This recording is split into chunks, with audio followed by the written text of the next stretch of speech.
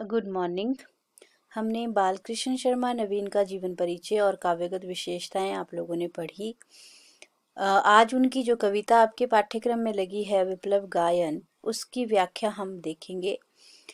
इस कविता की एक एक पंक्ति को ध्यान से सुनना और समझना, क्योंकि व्याख्या के साथ साथ ये लंबी कविता है, इसलिए इसका सार भी आप लोगों को लिखने के लिए आ सकता है।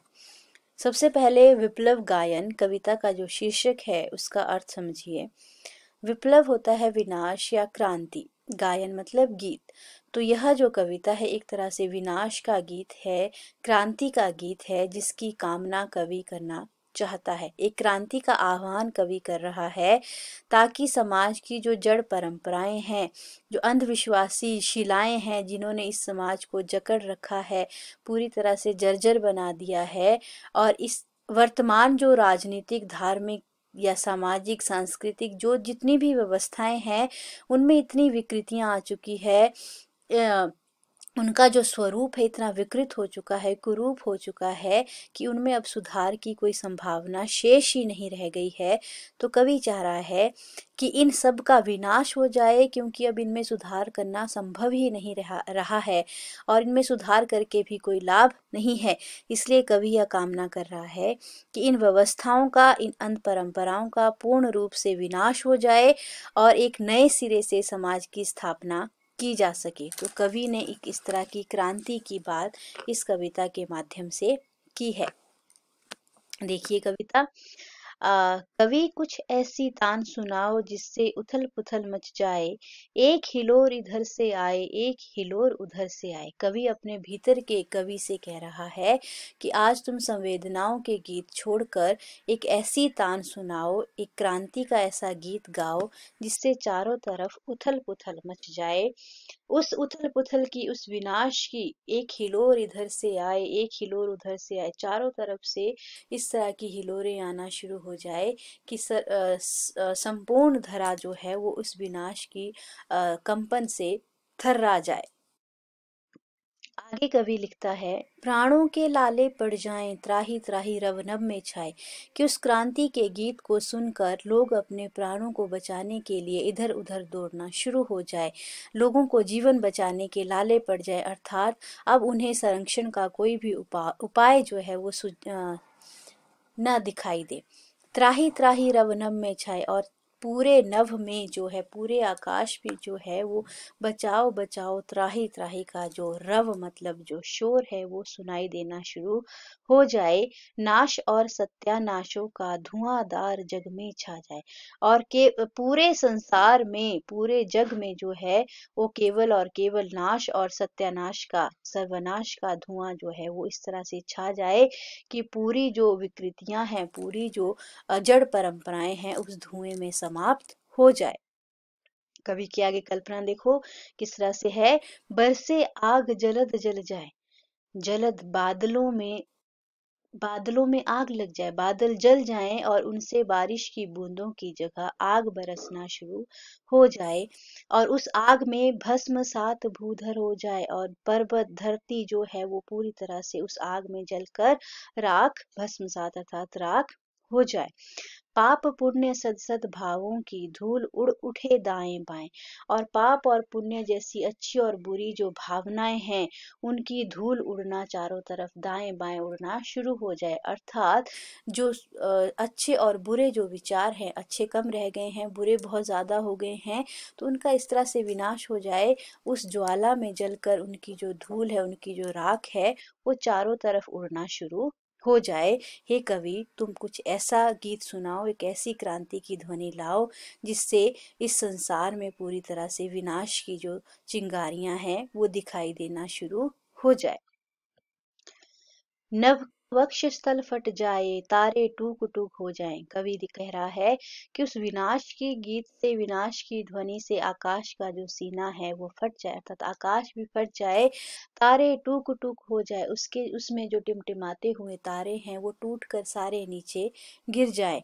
हे कवि, तुम कुछ ऐसी तान सुनाओ जिससे चारों तरफ हलचल मच जाए, चारों तरफ क्रांति की ज्वाला दिखाई देना शुरू हो जाए।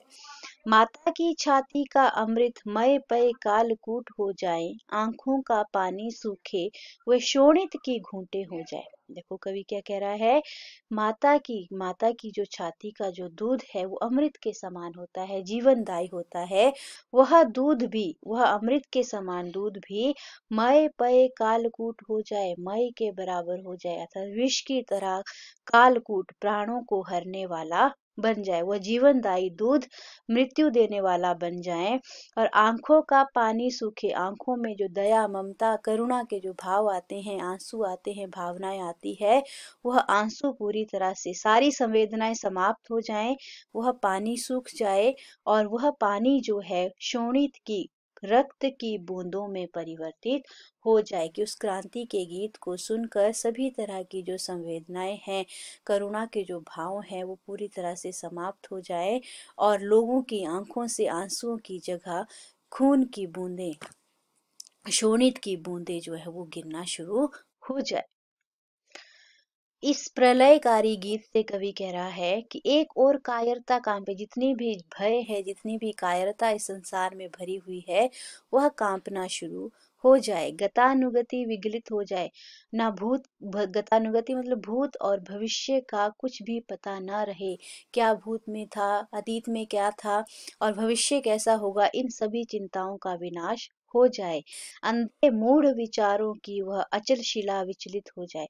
कि उन जिन अंधविश्वासी मूढ़ मतलब जड़ विचारों ने इस सामाजिक इन व्यवस्थाओं को जकड़ रखा है, ये जो अचल शिला, जो न डिगने वाली जो शिला है, चट्टान है, जो इतने वर्षों से इस संसार को अपने भीतर लिए हुए है, अपनी पैठ जमाए हुए हैं, वह भी अपनी जगह से हिल जाए। एक ऐसा विनाश आ जाए कि समस्त अंधविश्वासी परंपराओं का विनाश हो जाए।